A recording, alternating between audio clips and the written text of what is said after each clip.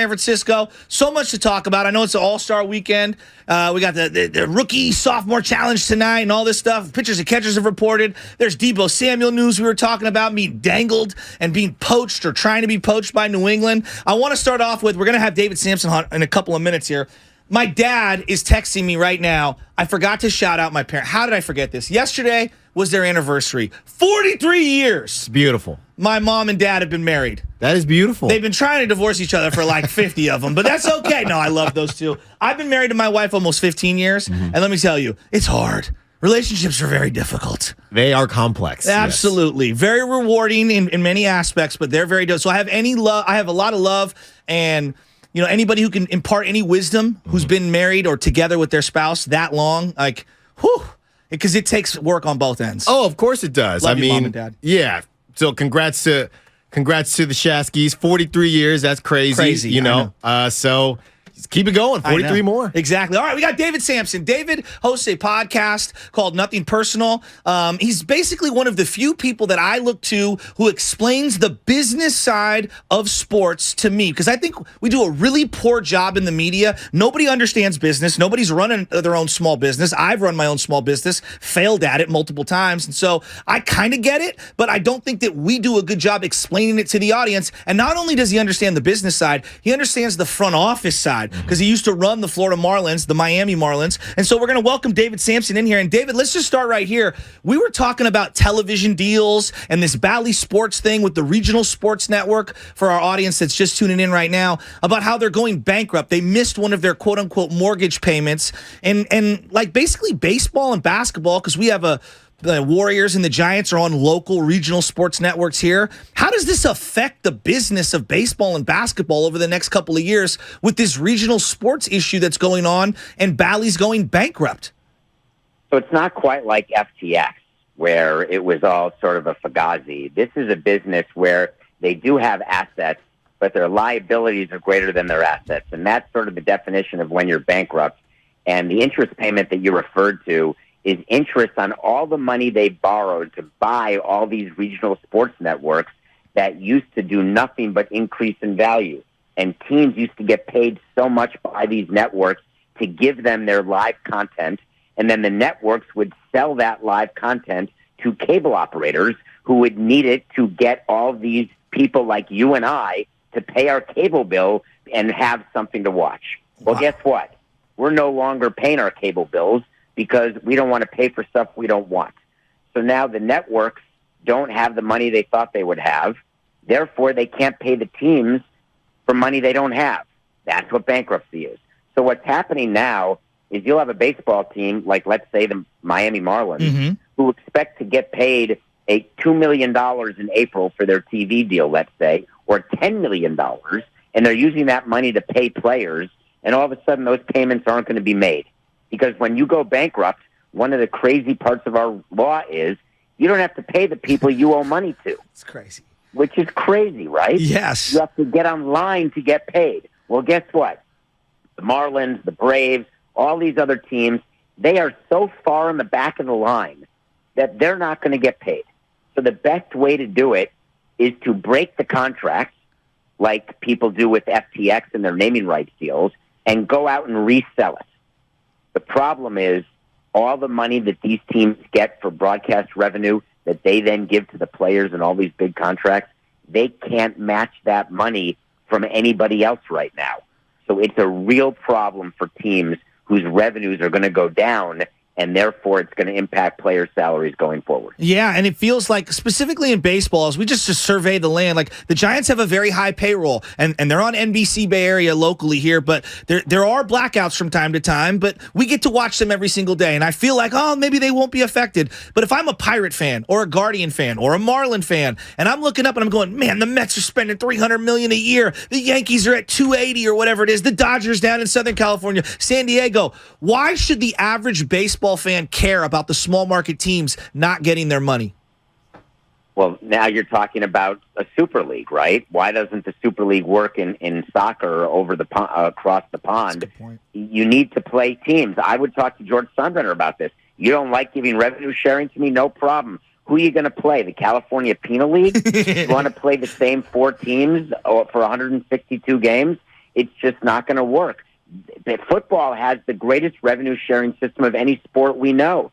The NFL takes all of its national broadcast revenue, all those billions of dollars, and splits it equally 32 ways. Yeah.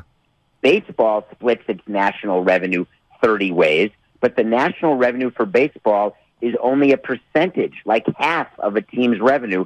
The other half comes from individual teams and their markets. And when you've got that type of disparity, you've got to find a way to fix it.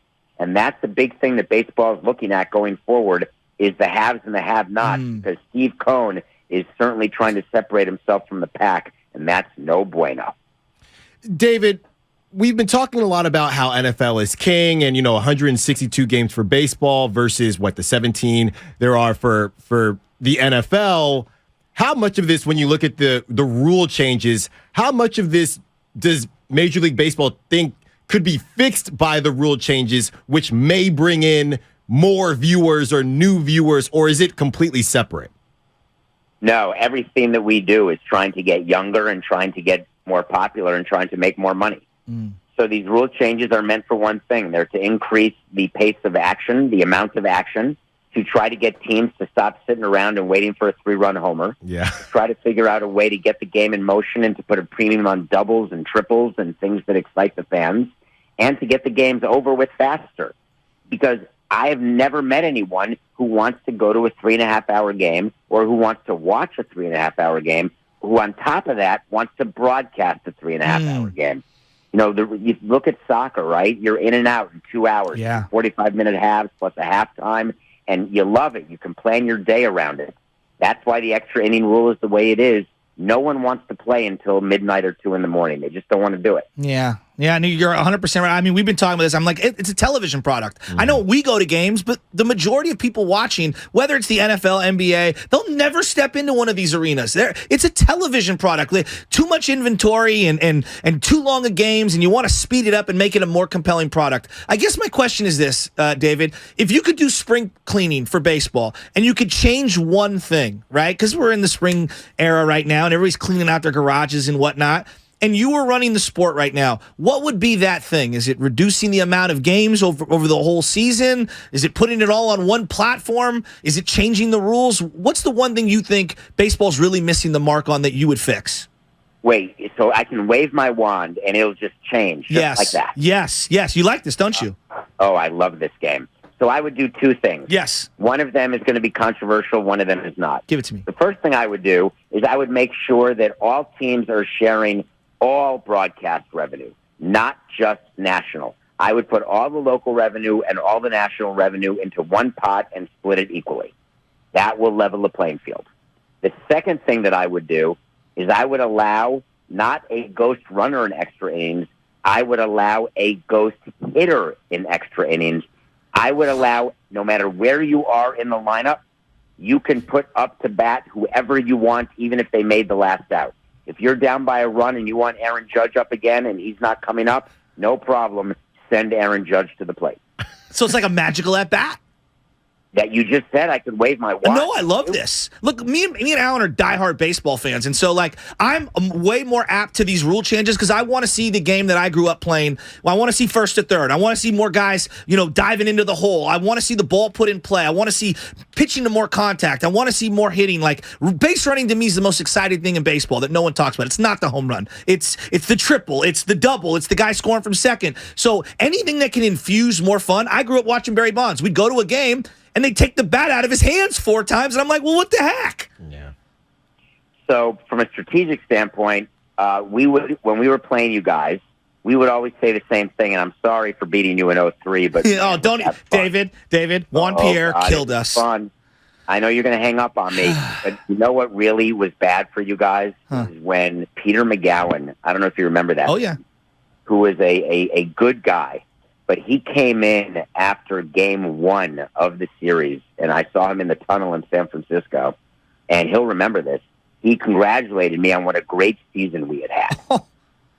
And I said, hey, thank you. We're happy to be here. And we then won 3 straight, and he came into the clubhouse in Florida to congratulate us, but he looked like he had been run over by a magical wand. They could not believe they lost to us. But we had one pretty interesting philosophy that series, which is I don't care if we lose to them, but we're not losing to Barry. That's it. I literally don't care if JT Snow drives in 12 guys or if Jose Cruz drives in 15 guys. We're not losing to Barry Bonds. And we tried. He had a very big at-bat in that series where Braden Looper got him to pop out with his bases loaded. That was a big one. But no, the big one was Conine throwing out JT Snow at home. I mean, let's call it what it is. Here's a little nugget on that. When the rosters were revealed back in 2003, my baseball guys, Larry Beinfest and Michael Hill, said to me, I think the Giants made a mistake. They don't have someone on their bench who can pinch run. They have an extra pitcher for a short series. Why did they do that? And then JT Snow ends up on second base. They had no one to pinch run for him.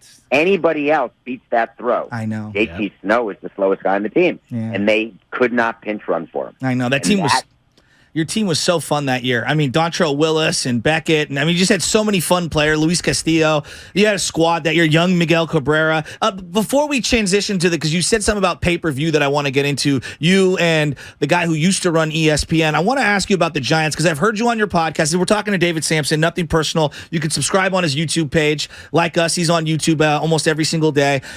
You brought up Farhan Zaidi multiple times this offseason. We all know they didn't get Aaron Judge. They didn't get Carlos Correa. And yet you keep saying, this is a really smart baseball man. I trust him. He knows what he's doing. We're really frustrated. I mean, we have a really high payroll, but it's a bunch of players none of us care about. And we'll only be, involved and happy if they're in September, then wake us up. It feels like we just don't care right now about baseball. Why should we have faith in Farhan running the San Francisco Giants right now?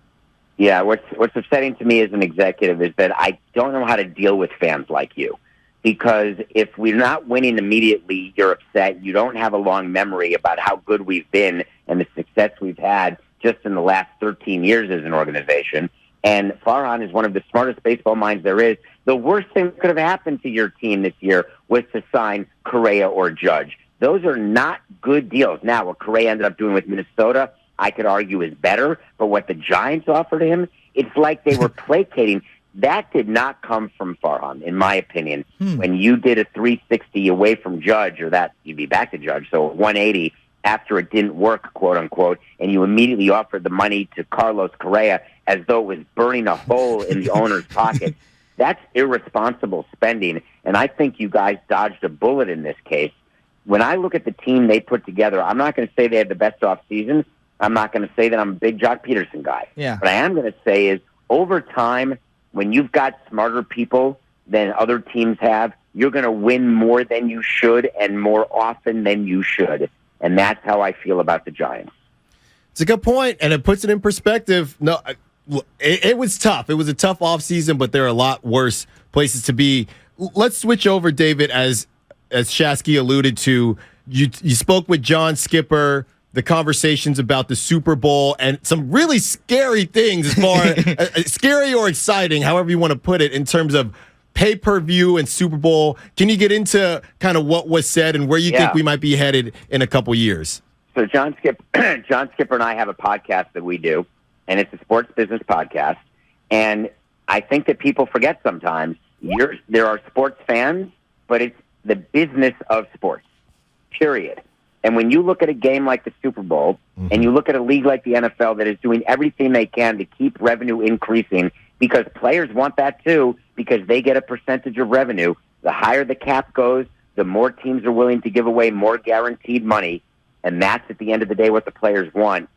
When you have an asset like the Super Bowl and you're not maximizing it, you're going to find a way to maximize it. And all of the people who are on Twitter and on social media complaining about what a capitalist jerk I am or John is for telling you what we think is coming down the pike, you guys are all missing the boat. These leagues do nothing but spend time trying to get more money out of your pocket. That's it. And they want to take it from your pocket, and they want to take half of it and give it to the players, and the other half and give it to themselves. And they want their team to be worth more next year than it was last year. And that is what makes their decision-making process function, by having that as the goal. And the Super Bowl, when you know you've got something that you're giving away for free, you're eventually going to start paying for it, whether it's public transportation, whether it's airline tickets, cruise ship tickets, which were practically free during COVID. They're not going to be free forever, right? These things, the market tends to take care of itself as a properly performing market. There is something wrong here that you've got 115 million people watching something and they're not paying for it. And that sounds terrible. Shouldn't the best things in life be free? Well, sing me a song, would you please? So it is coming down the pike that people are going to have to pay for what they want to watch. That's a la carte. That's the end of blackouts, for crying out loud, that everyone complains about. So okay, let's boil this down, David, before you get on out of here. I would love to talk to you for hours on end because you're really fascinating. You think there's going to be, in essence, a pay-per-view for the Super Bowl, and if you're a Giants fan or a Warrior fan, you're just going to basically have to, moving forward in a couple of years, pay for the subscription to watch all those games? Yes, because what the system that is in place is that people who don't want to watch it have been paying for these baseball games to be on a channel. People don't want to pay for what they don't want to watch, and people are willing to pay for what they do want to watch. That's called a streaming service. Yeah. If you want to watch movies on Amazon, you have to have Amazon Prime. If you don't, then don't have it. If you don't want to watch the Super Bowl, don't watch it. If you want to watch the Super Bowl, pay for it. I don't see what is unreasonable about the concept of actually paying for a service that you want. You don't go to a spa and get a massage for free, do you? No, I don't get massages, quite honestly. But you know, the only thing I could think of, I want something better. It's okay. Like if you don't go buy a car, you have to pay for your commute, don't you? Exactly. Yes, there's tolls and there's bridges, there's gas. Yes, absolutely. You pay for everything these days. So I think that's the future. I think you're right. All right, former president of the Marlins, David P. Samson on Twitter, the Nothing Personal podcast. He breaks down all the different sports business matters in Major League Baseball and just across sports in general. He is one of the driving forces that helped build Marlins Park. David, I always love picking your brain. Thank you for taking the time to come on this and come back on again during baseball season. Looking forward to it. Have a great weekend. He's a good guy. David Samson. Interesting. No, that is interesting. And Nothing Personal podcast. you only think about